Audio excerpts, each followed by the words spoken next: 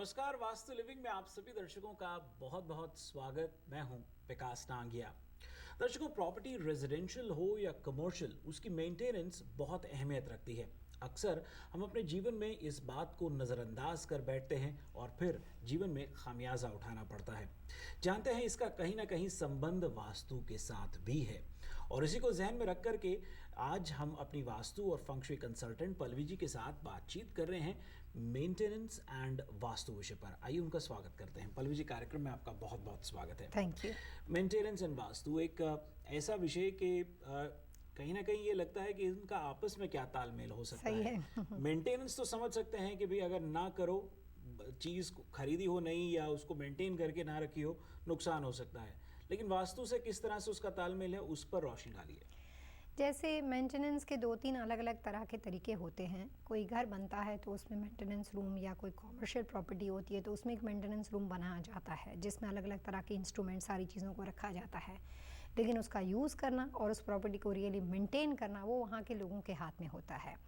कई बार बहुत अच्छी पोटेंशियल प्रॉपर्टी होती है रेसिडेंस की, कमर्शियल की, लेकिन लोग वहाँ पे रहने वाले उसकी छोटी छोटी बातों को इग्नोर करते रहते हैं और धीरे धीरे सालों साल होते हुए उस घर की हालत बदलती जाती है। बहुत सारे लोग होते हैं कि जिनके लिए घर रहने के लिए सिर्फ 4 दीवारों से ज़्यादा कुछ भी नहीं होता है। तो अगर घर में छोटे बच्चे हो तो पेंट बिखर जाता है। कंस्ट्रक्शन में बहुत टाइम तक अगर उसका ध्यान नहीं रखो और कई बार दरवाज़ों से आवाज़ आनी, कर्कश आवाज़ आनी शुरू हो जाती है। कई बार कुछ जगह पे लाइट्स वगैरह हैंगिंग उसके लटके हुए होते हैं, वो ठीक ठाक नहीं होते हैं। कमर्शियल प्रॉपर्टी में कई बार ऐसा होता है कि छत के अंदर कोई चीज़ लीकेज हो या ऐसी कुछ हो तो उसमें बहुत बुरे तरह के स्पॉट्स सारे पड़े हुए होते हैं। काफ़ी गैस स्टेशन वगैरह में मैंने देखा हुआ है कि कोई चीज़ सीलिंग के अंदर ख़राब हो गई हो तो वो लोग फिर उसको नज़रअंदाज कर देते हैं। तो प्रॉपर्टी आपके लिए थोड़ा सा उसकी मावजत या आपके लिए उसका मुआयना और उसको मेंटेनेंस मांगती है, और वो मेंटेनेंस वास्तु के अनुसार इसलिए दिया जाता है कि परफेक्शन वर्ड्स को पूरा करने के लिए जो भी चीज़ उसमें अधूरी है या जो भी चीज़ वहाँ पे परेशानी वाली है उसको अगर आप फिक्स नहीं करते हो तो वहाँ पे परफेक्शन नहीं आती। और जिस जगह के अंदर परफेक्शन नहीं होती है, जहाँ पे 100% चीज़ें परफेक्ट नहीं होती है, वहाँ का वास्तु हमेशा कोई ना कोई वास्तु दोष क्रिएट करता है, क्योंकि वास्तु ही परफेक्शन का दूसरा नाम है। जी, छोटी छोटी बातों से समझने का प्रयास करते हैं पल्लवी जी। कई बार ऐसा देखा जाता है कि घरों में दीवारों में दरार आई हुई होती है। जी।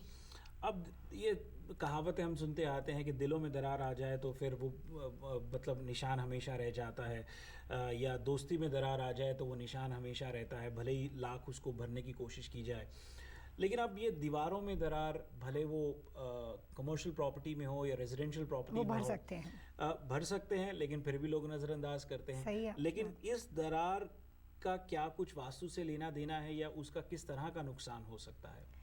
अगर आप यूएस के लॉ के हिसाब से आप समझते हो और अगर आपकी रियल एस्टेट कमर्शियल प्रॉपर्टी है और अगर आप उसको वेल मेंटेन नहीं रखते हो तो काफ़ी तरह की समस्या हो सकती है।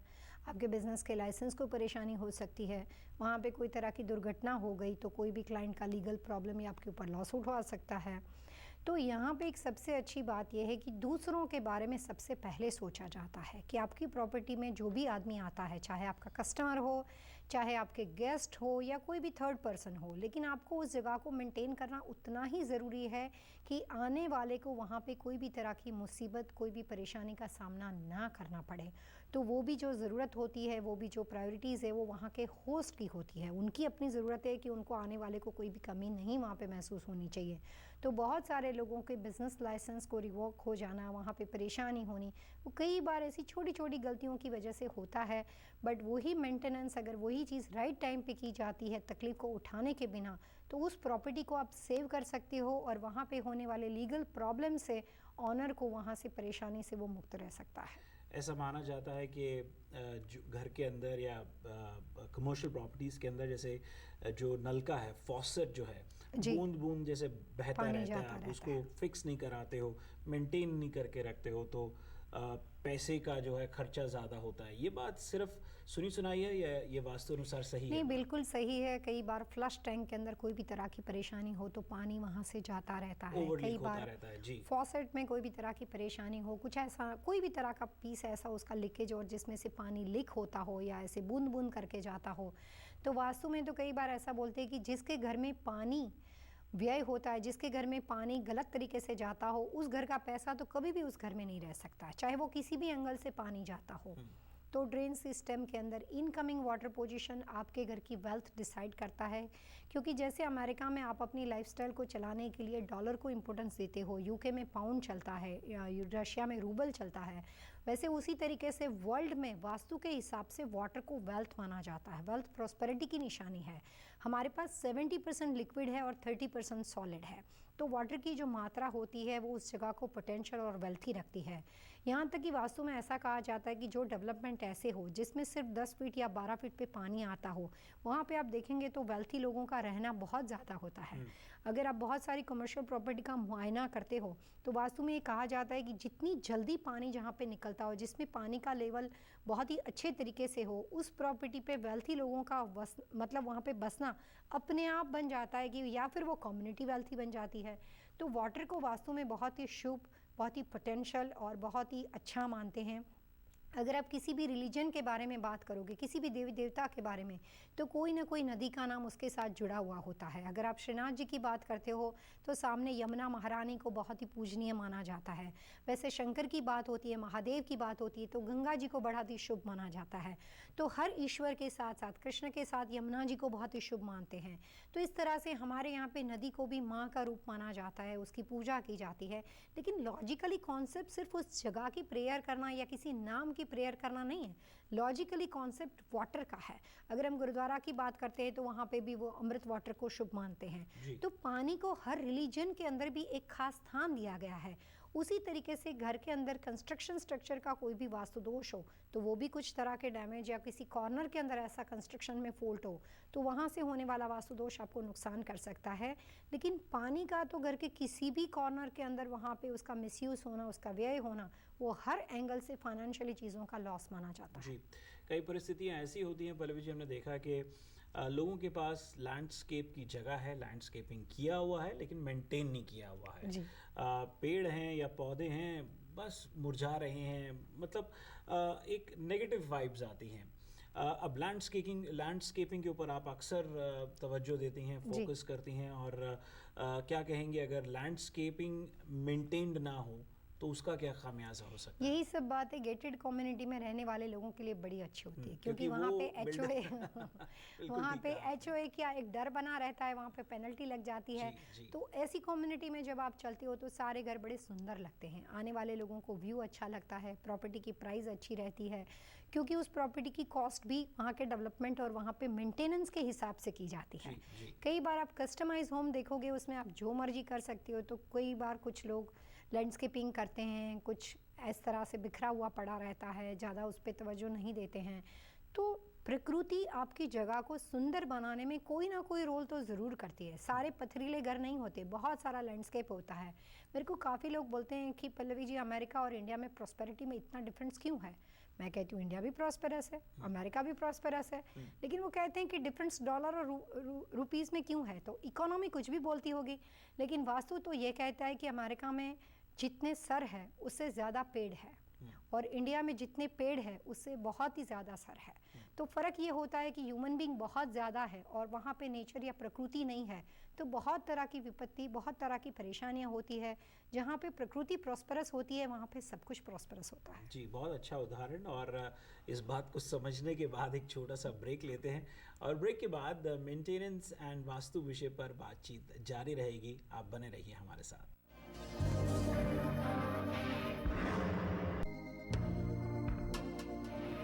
नमस्कार, वास्तु लिविंग में आप सभी दर्शकों का बहुत बहुत स्वागत है। मैं हूं विकास नांगिया।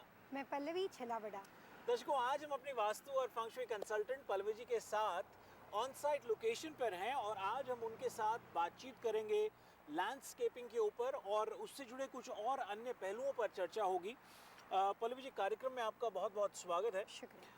यहाँ मैं ये जानना चाहूँगा कि ऑन साइट लोकेशन पर पहुँचने का सबसे बड़ा जो फ़ायदा होता है, आंखों देखा हाल मिलता है और थोड़ी पूछने में एक सरलता सी रहती है, एक आसानी सी होती है कि लोग कनेक्ट कर पाएँ कि भाई जो हम स्टूडियो में बैठ के बात कर रहे हैं, थोड़ा उनको एक एग्जाम्पल दिख पाते हैं। जी। यहाँ की अगर मैं बात करूँ, सबसे पहले तो लैंडस्केपिंग को जो है क्यों इतना ज़्यादा महत्व दिया जाता है वास्तु में? सबसे पहले लैंडस्केपिंग का वास्तु जानना इसलिए ज़रूरी है कि अमेरिका के अंदर और बहुत जगह पे अंदर जी। फ्रंट यार्ड में, बैक यार्ड में तरह तरह का लैंडस्केपिंग होता है। जैसे अभी हम जहाँ पे खड़े हैं वहाँ पे एक कॉर्नर लॉट पड़ता है जिसमें आगे फ्रंट यार्ड में बहुत सुंदर सा लैंडस्केपिंग किया गया है। लेकिन जब लॉट के अंदर लैंडस्केपिंग किया जाता है किसी घर से रिलेटेड, तो उसके आसपास के बाहर का माहौल, एक्सटर्नल लैंड पोजीशन उस जगह पे इफ़ेक्ट करती है। जैसे अभी आप देख रहे हैं कि इन्होंने सजावट के लिए, लैंडस्केपिंग के लिए ब्यूटीफुल लॉट है जहाँ पे सुंदर सा वाटर फाउंटेन यूज़ किया है। लेकिन उसी के साथ साथ हाई टेंशन इलेक्ट्रिकल के जो रेज है, इलेक्ट्रिकल पोल के जो हाई टेंशन है वो यहाँ से जाता है। तो वास्तु यह कहता है कि घर का दरवाज़ा खुलने के बराबर सामने हाई टेंशन पड़ता हो। कोई लॉट के अंदर लैंडस्केपिंग के अंदर आपने वाटर एलिमेंट या वाटर बॉडी को रखा और उसके साथ में फायर की व्यवस्था हो, तो बातें कई बार सुनने में समझ में नहीं आती है, लेकिन ऑन साइट लोकेशन पे ये चीज़ ज़्यादा क्लियर हो जाती है, लोग आसानी से समझ पाते हैं।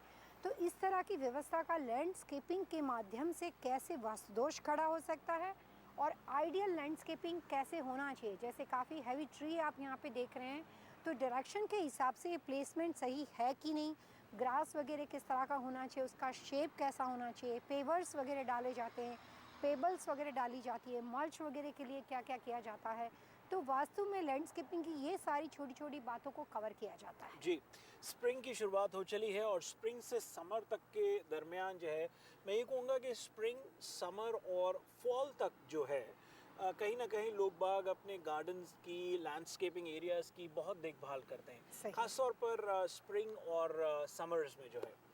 फॉल से मामला थोड़ा सा यह है कि पत्ते जो हैं पेड़ से गिरने लगते हैं। लेकिन अभी स्प्रिंग की शुरुआत में पेड़ों में मैं देख रहा हूँ कि अंकुर फिर से फूटने लगे हैं और पत्ते खिलने लगे हैं। अगर मैं बात करूँ, ये जिस तरह से आपने कहा कि कई चीज़ें हैं जिनको ध्यान दिया जाता है, मल्च है, पेबल्स की बात करी आपने, पेवर्स की बात करी, उसको एक एक करके थोड़ा हमें समझाना शुरू कीजिए कि क्या क्या चीज़ें हैं जो ध्यान दें और क्यों ध्यान दिया जाए। वास्तुशास्त्र के अंदर किसी भी तरह के घर या लैंडस्केपिंग के बारे में जब बात की जाती है, तो सबसे पहले देखा जाता है कि उस लॉट का फेसिंग किस तरह से है। जी। यही लैंडस्केपिंग अगर बैकयार्ड में की जाती हो तो बैकयार्ड की डायरेक्शन को सबसे पहले प्रायोरिटीज़ दी जाती है। दूसरी बात आती है कि उसका स्लोप कैसे जाता है। अभी जिस प्रॉपर्टी के पास हम खड़े हुए हैं वो ईस्ट फेसिंग प्रॉपर्टी है। इसका ड्राइववे नॉर्थ ईस्ट का पड़ता है, इसका कार गराज नॉर्थ ईस्ट का बना हुआ है। लेकिन आप देख रहे हैं कि एक्सटर्नल लैंड के अंदर एक बड़ा सा इलेक्ट्रिक का हाई टेंशन है जो कि इस दिशा के साउथ ईस्ट कॉर्नर में है, जो कि फ़ायदेमंद चीज़ें हैं।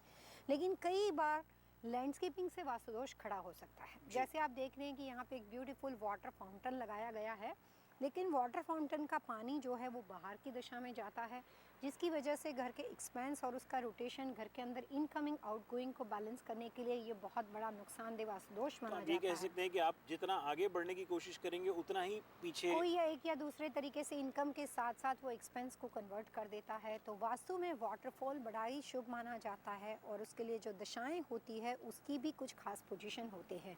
यहाँ पे जिस कोने में हम खड़े हैं ये इसका साउथ ईस्ट कॉर्नर है। इलेक्ट्रिक इसका सही है, लेकिन उसी के साथ साथ वाटर फाउंटेन बनाया हुआ है। जी। तो यहाँ पे वाटर एंड फायर दोनों एलिमेंट यहाँ पे क्लैश करते हैं और इससे डिस्ट्रक्टिव साइकिल खड़ी हो जाती है। तो कई बार ऐसा होता है कि आप सुंदर घर लेते हो जिसकी दिशाएं ठीक है, जिसका किचन ठीक है, जिसके अंदर की रखरखावट, बाकी की सजावट ठीक है, लेकिन बाहर का एक छोटा सा एक्सटर्नल लैंड का वास्तुदोष आपको एक या दूसरे तरीके से अपनी लाइफ में हर थोड़े कुछ वक्त के बाद कुछ छोटी मोटी परेशानी देता रहता है। फाइनेंशियली चीज़ों के ऊपर उसका नेगेटिव इफेक्ट दिखाई देता है। तो वाटर एंड फायर के एलिमेंट को लैंडस्केपिंग के अंदर जब कभी आप सजावट के लिए यूज़ करते हो तो आपको सबसे पहले देखना है कि वो राइट डायरेक्शन होनी चाहिए और वाटर बॉडी के आसपास दूसरी ऐसी चीज़ें एक्सटर्नल लैंड में नहीं होनी चाहिए जो वाटर एलिमेंट के विरुद्ध जाती हो और जिससे डिस्ट्रक्टिव साइकिल बनती हो। तो कई बार ऐसा होता है कि अच्छे घर में बहुत सारे पॉइंट्स होते हैं जिसका लाभ मिलता है और कुछ पॉइंट हम सजावट में ऐसे कर देते हैं कि लैंडस्केपिंग के वास्तुदोष से उसका नुकसान हो सकता है। जी। बात हमारी मल्च पर और पेबल्स और इस तरह की ऊपर भी हुई थी। जी। मल्च अगर मैं बात करूं तो आजकल बहुत कलर्स आने लगे हैं। ब्लैक कलर होता है, उसके अंदर एक रेड कलर होता है, वुड कलर होता है। क्या उसकी भी कोई खास या खाली डेकोर के पर्सपेक्टिव ही है, वास्तु का उससे कोई लेना देना नहीं है? नेचुरली जब लैंडस्केपिंग के अंदर मल्च के बारे में बात की जाती है तो लोग ज़्यादातर वुड फिनिश रेड कलर की यूज़ करते हैं। कई बार इस तरह की ब्लैक कलर की मल्च जो है वो नॉर्थ फेसिंग डेकोर और नॉर्थ फेसिंग लैंडस्केपिंग के लिए बहुत सही मानी जाती है। जी। तो कलर्स का इम्पोर्टेंट है, उसी के साथ साथ मल्च के लिए एक लाइफ होती है। एवरी 1 ईयर के बाद आपको इसको बदलनी पड़ेगी, रिप्लेस करनी पड़ेगी। ये सब चीज़ों से बचने के लिए लोग कई बार स्टोन्स, पेबल्स वगैरह भी यूज़ करते हैं। तो जब आप पेबल्स को डेकोर के अंदर यूज़ करते हो तो उसमें भी कई तरह के कलर्स होते हैं ट्रीज़ वगैरह के लिए। तो ज़्यादातर वाइट के साथ बेज कलर को या न्यूट्रल कलर के जो भी पेबल्स होते हैं उसको यूज़ करना चाहिए। अगर आपका घर साउथ फेसिंग बना हुआ हो तो ब्लैक कलर की मल्च और आपके घर के लैंडस्केपिंग के अंदर बहुत ज़्यादा ब्लैक स्टोन के पेबल्स को यूज़ नहीं करना चाहिए। और साउथ फेसिंग घर के अंदर कहीं पे भी लैंडस्केपिंग के अंदर एक्सटर्नल लैंड में या घर के पीछे बैकयार्ड के लैंडस्केपिंग में कोई भी तरह का वाटरफॉल, वाटर का कोई भी फाउंटेन वगैरह सारी चीज़ों को नहीं यूज़ करना चाहिए। इवन आर्टिफिशियल पोंड वगैरह घर के बाहर डेकोरेशन के लिए जो किए जाते हैं, साउथ फेसिंग घर के रहने वाले लोगों को अपने घर के बाहर कोई भी डेकोर वाटर से रिलेटेड चीज़ों का बिल्कुल नहीं करना चाहिए। उससे उस घर में हेल्थ के साथ साथ फाइनेंशियली चीज़ों को दोनों को मिला के नुकसान बहुत ज़्यादा बढ़ जाता है। तो लैंडस्केपिंग करने से पहले लॉट की फेसिंग डायरेक्शन को देखना बहुत ज़रूरी होता है। जी, पल्लवी जी, आपने फाउंटेन की बात करी थी। अगर हम इस फाउंटेन को देख रहे हैं तो यहाँ पर वाटर का फ्लो जो बाहर आता है वो विद इन फाउंटेन ही है। कई बार ऐसा होता है कि फाउंटेन के आसपास उन्होंने एक छोटा सा अरेंजमेंट ऐसा रखा होता है कि पानी वहाँ पर रुका हुआ रहता है या पानी वहाँ से सर्कुलेशन में रहता है। मतलब यहाँ पर वो स्ट्रेट एक फाउंटेन, एक अलग तरह का डिज़ाइन है। फाउंटेन के ऊपर आपने खास ये भी जोर दिया कि वाटर फाउंटेन एक वास्तु का अच्छा माना जाता है, गुड लक माना जाता है। बहुत से दर्शक यहाँ पर कंफ्यूज हो जाते हैं, उनके लिए थोड़ा सा आप और बेहतर से समझाएं कि वाटर फाउंटेन के किन किन एस्पेक्ट्स को ध्यान में रखना चाहिए और वो जो सराउंडिंग की मैं बात कर रहा हूँ वो होना चाहिए या नहीं होना चाहिए। बहुत सही सवाल है आपका। जब लैंडस्केपिंग की बात होती है तो तरह तरह का डेकोर उसमें होता है। घर के बाहर एंट्रेंस के पास कुछ तरह के हॉर्सेस वगैरह को अप्लाई किया जाता है, कुछ स्टोन डेकोरेशन होता है, कुछ वाटरफॉल, वाटर फाउंटेन का डेकोरेशन होता है। जैसे वाटर फाउंटेन का डेकोरेशन हो लेकिन उसके साथ साथ नीचे एक सुंदर सा अच्छा सा लेक जैसा आर्टिफिशियल पॉन्ड बना के लोग कई बार उसके अंदर फ़िश वगैरह का भी इस्तेमाल करते हैं। जो आउटडोर एक्वेरियम, आउटडोर फ़िश वगैरह होती है वो भी उसमें डाली जाती है। तो जितना आपके घर का दरवाज़ा या जितने आपके घर की दिशा उस दिशा के वाटरफॉल को या वाटर एलिमेंट के साथ कनेक्टेड हो तो इस तरह की चीज़ों का डेकोर करना चाहिए। अगर आपका घर नॉर्थ फेसिंग बना हुआ हो और अगर आपका घर ईस्ट फेसिंग बना हुआ हो तो फ्रंट के अंदर वाटर से रिलेटेड चीज़ों का आप डेकोर कर सकते हो। लेकिन अगर आपका घर वेस्ट फेसिंग बना हुआ हो और साउथ दिशा का घर बना हुआ हो तो वाटर बॉडी को घर में अप्लाई करने से घर में फ़ायदे से बजाय नुकसान ज़्यादा हो जाता है।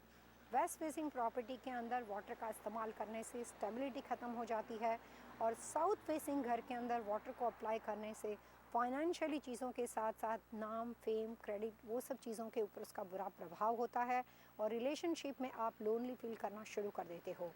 तो कोई भी लैंडस्केपिंग के अंदर वाटरफॉल या वाटर फाउंटेन को लगाने से पहले दिशाओं को देखना ज़रूरी है और जितनी बात फ्रंट पोजीशन पे हो रही है उतनी ही बात घर के बैकयार्ड के बारे में उतनी ही सही मानी जाएगी कि अगर आपके घर का बैकयार्ड वेस्ट दिशा का बना हुआ हो या साउथ दिशा का बना हुआ हो तो वहाँ पे भी सेम कोई भी तरह का पानी से रिलेटेड चीज़ों का डेकोरेशन नहीं करना चाहिए। जी दर्शकों, पल्लवी जी ने कहीं ना कहीं वाटरफॉल और लैंडस्केपिंग से जुड़े जो एस्पेक्ट्स हैं उसमें हेल्थ की बात के ऊपर जोर दिया, रिलेशनशिप पे बात करी और करियर ओरिएंटेड बात करी, प्रोस्पेरिटी से रिलेटेड बात करी। इन तमाम पहलुओं का एक दूसरे के साथ किस तरह से लेन देन है उस पर बातचीत होगी, लेकिन एक छोटे से ब्रेक के बाद आप जाइएगा नहीं, देखते रहिए वास्तु लिविंग।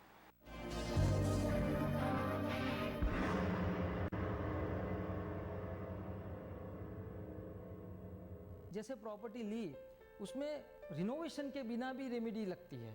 लोग सोचते हैं जैसे कुछ तोड़ना पड़ता है, ये करना पड़ता है। No, that's absolutely wrong. Like you have to spend a lot of money or time into it. It's to not. change the directions. No, it's not that. Simple things can also help us a lot. For any Vastu related queries, contact us at 123vastu@gmail.com along with your family name, date of birth, address and house plan. You can also visit us at vastufengshuiworld.us.